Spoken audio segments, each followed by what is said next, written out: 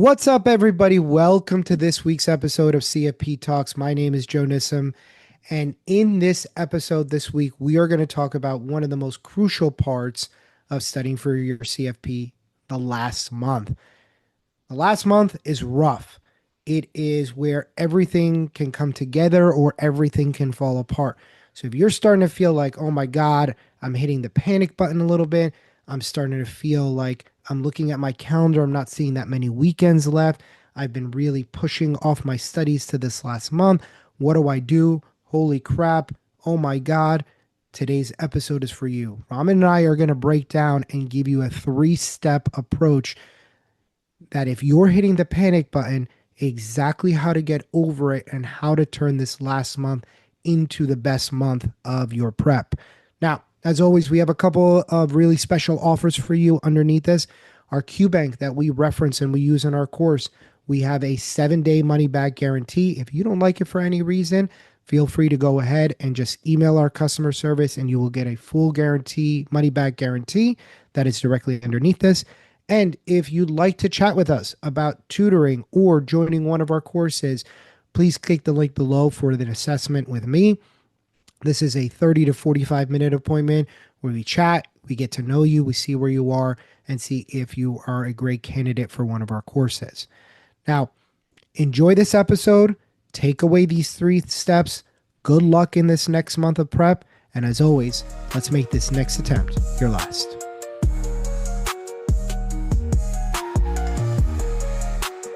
Ramon's got the good bald head today. He's I think she freshly shaven. freshly shaven. The funny thing is, Stephania is always like, she looks at my head and she goes, "You better shave that thing."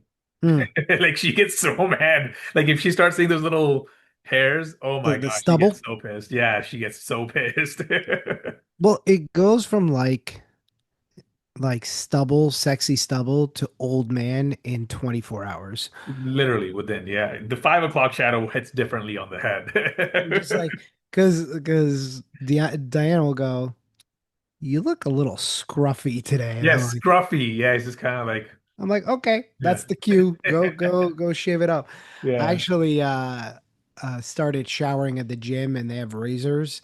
And Oh, I've been okay. just doing it like almost every other day where if it like grows in a little bit, I just take it down right away. Yeah. But then by the end of the weekend, I'm back to Scruffalupticus. Sometimes you got to push their buttons, you got to Yeah. push the woman's Just button. remember, I could look like this. I choose to I look like this, exactly. but I could look like this. Exactly. I'm like, shit, I look like all the guys that hired me when I started working at Smith Barney. I was like, holy crap. Yeah. Now I'm the seasoned veteran. Exactly. That's And what it is. When yeah, you know that you have either all white hair or you have no hair, it just knows you've that's it. grinded your gears in the industry. That's it. I have the financial planning has officially taken all my hair. Yeah, yeah. Well, so Joe, what are we talking about today, man? Well, we're I would say just about a month out from the exam. For some candidates, we're about 3 to 3.5 weeks out, but I think for our latest candidates, so we're kind of right there in that 3 to 4 week mark out from the exam. And, when you kind of flip the calendar and you're like, oh my God, there's only 2 more Saturdays or 3 more Saturdays and Sundays until the exam. I think this is the point where everybody starts to kind of hit the panic button. Yeah, And it is, these last 2 or 3 weeks are fragile. They're through 2 or 3 very critical weeks where even if you had really good prep leading into these last couple of weeks, it could go out the window like this. And for some people who maybe need to clean it up a little bit or they were being a little distracted and they lock in for these last couple of weeks, they can kind of get themselves over the hump. I generally find that the last month is probably the most crucial part of your preparation. This is make or break. 100%. And it's funny you say that. As we were talking about this episode before, we started airing it. I literally get a notification on my phone on a Reddit post, and it literally said, Dalton, November 2025 exam. And then this guy's just like freaking out. But so what I'd like to do is just kind of read this post. Yeah, read it. And I want I to think hear a it. lot of people, it's relatable to them, and Yeah. then what we want to do is we want to share the post and then also share some ideas with you on how you can mentally prepare yourself on how the next 3, 4, 4.5 weeks are supposed to look like for you.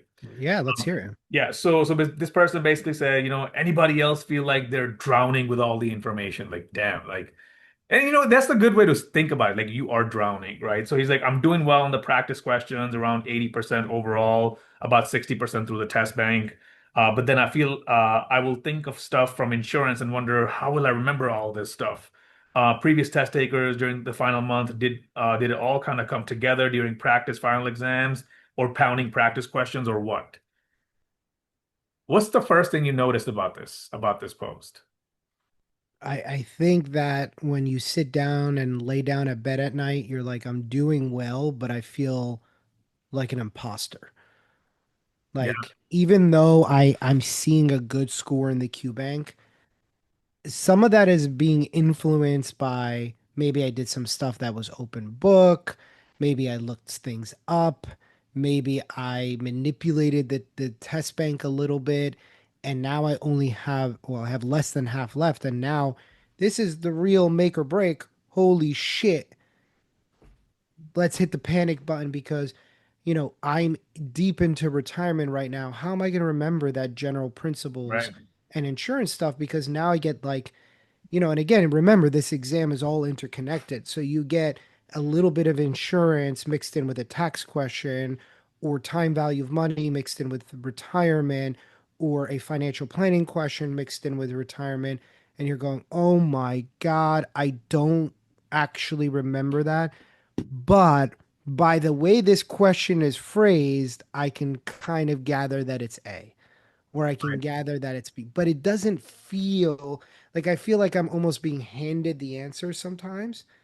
So even though it's an 80, I kind of feel like this could be a 60 like that. Yeah. And then also what I'm noticing about this post is that this person doesn't have a good process in place. Hmm. Right? This person is just simply saying, like, should I just keep attacking practice questions? Should I do this? It's just kind of like you should already have a thorough plan in place on what you should be doing day in and day out every single day for the next 30, 45 days that you have left over. Yeah. I think, we hear this from our students all the time, right? We recorded with our July group, and whether it was Brad or Tony or Hannah or James or Nipa, everybody that came back said, we love this, the structure. It was The the structure. structure. I never really had to think about what I was doing because it was planned out, it was diligent, and it allowed for repetition, which, we say it in class all the time that repetition is your best friend. Yeah. Repetition is your best friend. Repetition is your best friend. So when you're starting to hit the panic button, and if you're part of a self-study program, or maybe you're part of a larger group where you're not in an intimate setting like one of our classes, I think there's three steps that you ultimately need to do, and I want to hear kind of your take on each of these steps. I think the first thing that you have to do when you're starting to feel the way that this gentleman on Reddit was feeling is you have to identify why you're starting to hit the panic button. Yeah. And understand and accept the fact that okay, I'm panicking, but like you said, figure out like, okay, I'm panicking. What's the underlying root of the problem and why I'm panicking? Exactly. And realize that even when you do identify it, it's going to relieve some of that, but not all of it, Yes. right? This is a nerve-wracking process. Yeah. There's no way around it. Yeah. 100%. So I think from that standpoint, if you're starting to feel like I'm overwhelmed by the amount of information, okay, let's create a plan from there. Yeah. If you're feeling like the information is starting to feel distant, make a plan for that. If you're feeling like you're not doing enough application or multi steps, or you're forgetting your basics, that way you can actually, okay, what is causing this panic? Because I tend to think that we all kind of have this gut instinct of, we know the things that we're not doing and we kind of feel a little guilty about it. And that guilt builds over time and turns into Yeah. panic. 100%, and especially like, we know where our weak areas are at. It's kind of like, oh, like I'm not the best in insurance or I'm not the best with like my retirement plans. So I'm just gonna breeze through it. And then once again, as time progresses, as we're getting closer to the exam, we start focusing on those areas. It's just kind of like, oh my God, like I'm not good at this. I've never Yeah. done this before. And then, and the panic itself. First off, it could be even like, false appearance of it, right? You may actually be doing a lot better than you think, but that panic itself will start holding you back. Yeah. Agreed. And that's why step one. I think step two is you got to plan. You got to plan, plan, plan. Plan this out. And I think CFP is 60% planning and 40% execution. And Yeah, I don't think you can execute. And the reason that I'm overweighting the planning is there's a lot of people who walk in and they're so focused on the execution part that they never plan. right. And so you start executing, but if you're executing the wrong thing, then you're not really helping yourself. And we've heard this in so many ways. I did the Dalton question bank twice.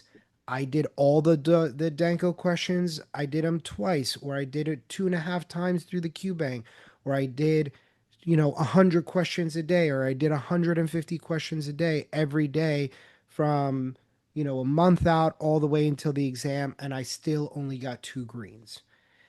And I think that is being overly obsessed with execution and doing no planning because, you know, I know this too. When I study, and I don't know if this is for you too, if something is hard, my competitive juices turn on and I want to get it. Yeah, yeah. I don't It's like care a if there's challenge gonna at that yeah, point. exactly. I don't care if there's one question. This is like such a terrible fucking trait to have. I'm like, I don't give a fuck if there's one question on this exam or not. I'm getting this concept. And it's so stupid and it's so ego driven, right? That I'm like, I gotta know this and I'm gonna be the best at it. And I'm like, no, we're not gonna waste 4 hours on one thing that may or may not show up on the exam or really has a 10 or 15 or 20% of showing up See, on the that's exam. so funny. I'm just the opposite of that. I'm just like, nah, I am not messing with this one. Like, I will take an L on this. Yeah. I'll take a Uh, pass. yeah, like, next. So when you're planning, the most important thing is prioritize the things that are most likely to be on the exam. And 100%. CFP hands you the knowledge topics. They tell you what are going to be there. So if you're sitting there and you're not really understanding, you know, something like what the purpose of a C trust is in estate planning. Now remember, estate planning has really reduced its weight on the exam. We see about 14 estate planning questions on the exam in total, seven in the morning, seven in the evening. Well, don't spend 4 hours on that for Right, potentially up to one question. More importantly, more important things, strategies for transferring wealth, which you're likely to see three, four, five questions on. right. Right? Things inside of your retirement planning, which is an absolutely massive play. Beast. We're looking at 29 to 33 questions on the exam. So, how are make sure that you're planning and planning in accordance with the exam, not playing in accordance with your ego or making the bigger and more subtle mistake, which is equally weighting everything. I'm going to give Yes. everything equal amounts of time so I can work on everything. Yeah. Prioritize the most important things And I, first. and I feel like a lot of students that I've met in the past, is they either prioritize in the equal component where they're like, I'm going to study everything equally, or they'll deliberately focus on like the very difficult stuff. Because like you said, maybe it's their ego, or maybe they just want to be better at it. And it's just kind of like, I'm like, listen, but CFP exam, don't stress out about it. And after you pass the exam, go do whatever you want to. And if you want to Right. master yourself with ADP, ACP testing, Right. and so be it. Yep. Like you wanna be really a pro at your 401k plans, and whether it's the how the HCE, non-HCE works, go do it. But for the exam purposes, you better make sure you know your retirement plans really well. Yeah. Yeah, and that's a great point. And if you haven't watched our 2060-20 video, go back and watch the 2060-20 video Yeah, because we go into in more depth on, don't go crazy trying to attack those hard things that you're going to see 20% of the time. Focus on the 80% of the things. exactly. All right, last piece here. And I say this and I say it a lot to people. And then once you actually know what this feels like, you'll understand why you make the most amount of progress with part three or this third step is you have to create intensity in your actual studying. And for me, in this last month, intensity supersedes time. Absolutely.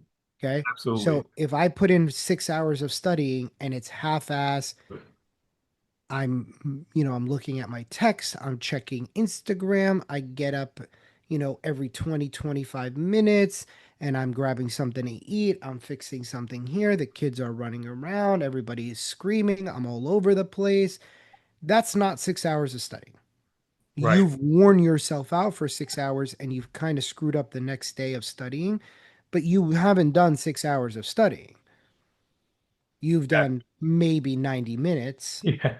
right? And not necessarily a good 90 minutes. Hey, I went to the gym for like 3 hours, man. All right. I just, spent most of my time sitting on a bench and looking at my phone. Exactly, Like, right? okay, you And went to the gym for 3 hours. you went to the gym for about 25 minutes. Yeah.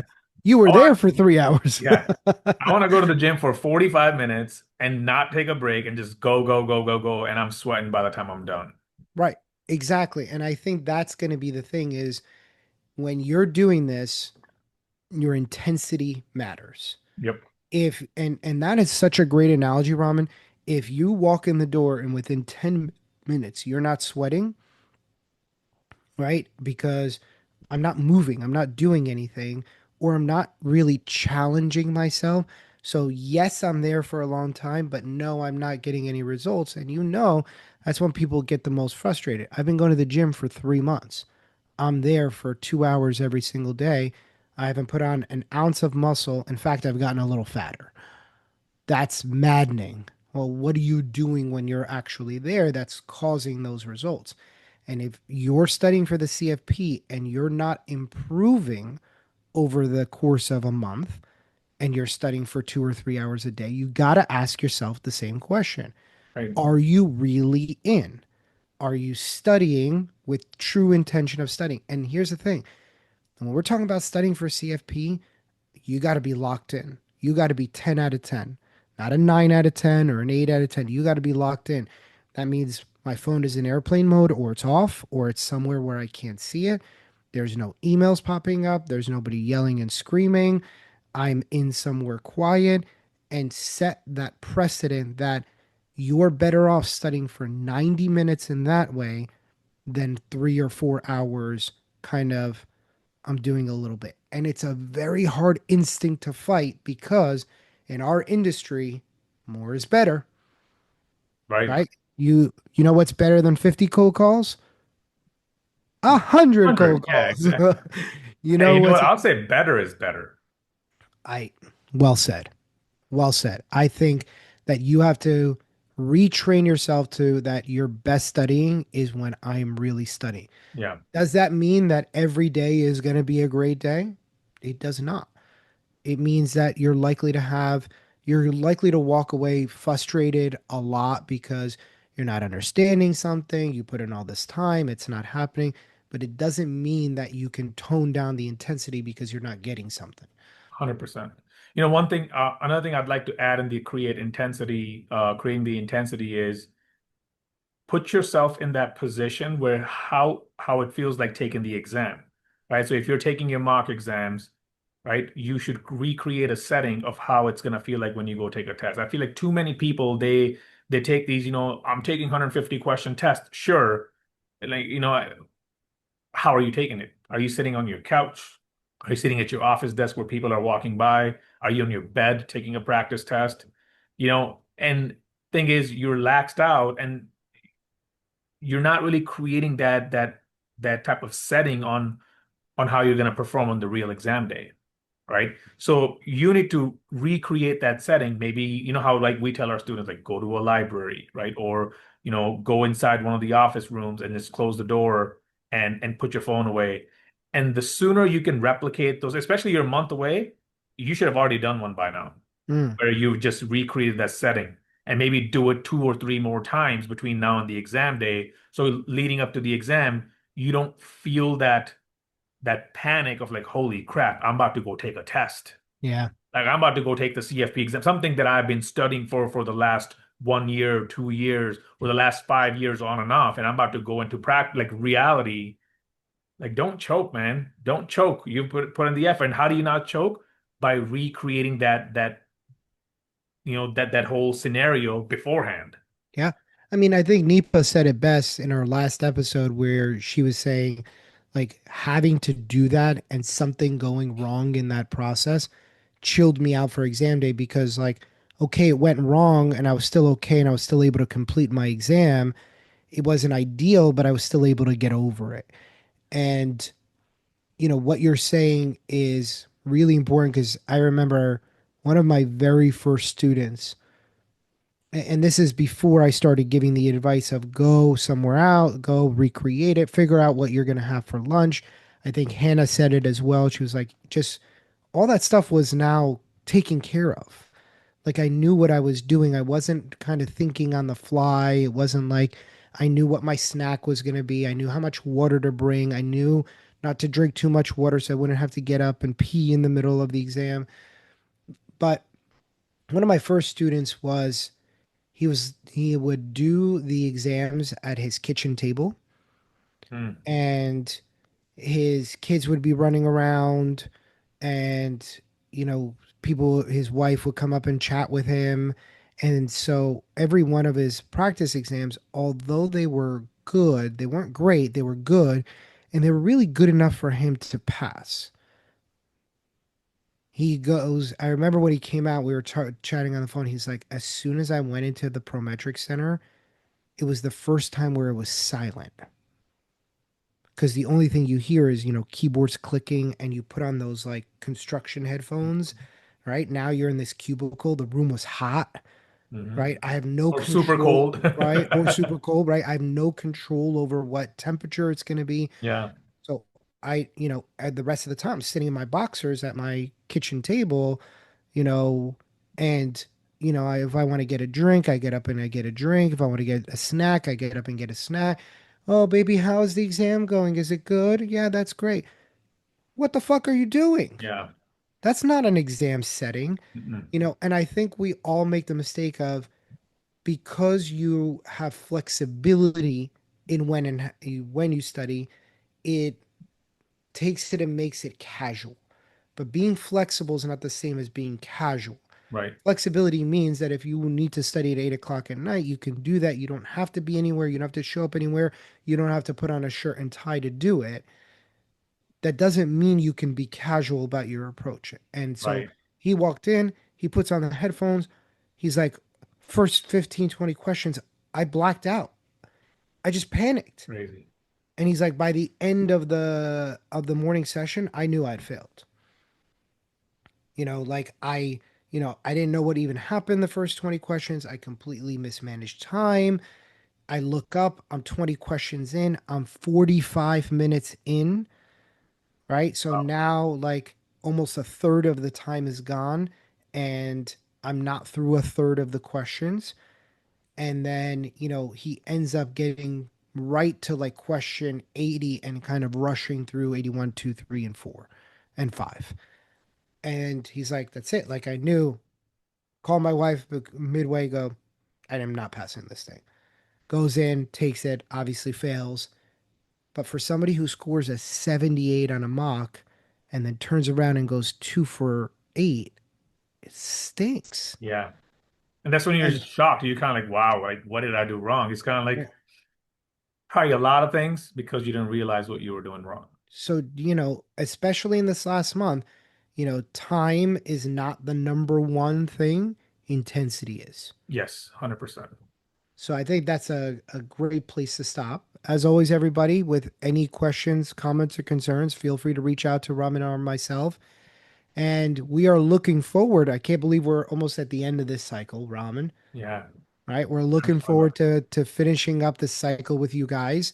In our next episode, we are going to talk a little bit about mock exams Yes. and how exactly you should be taking your mock exams, but even more importantly, how you should be reviewing those mock Mhm. exams and how you can be using them and making the most of them in your prep. So it's not just kind of an exercise that I have to do, but an exercise that's going to be really informative for the rest of your studies. So we look forward to seeing you guys on our next episode. Have a great one.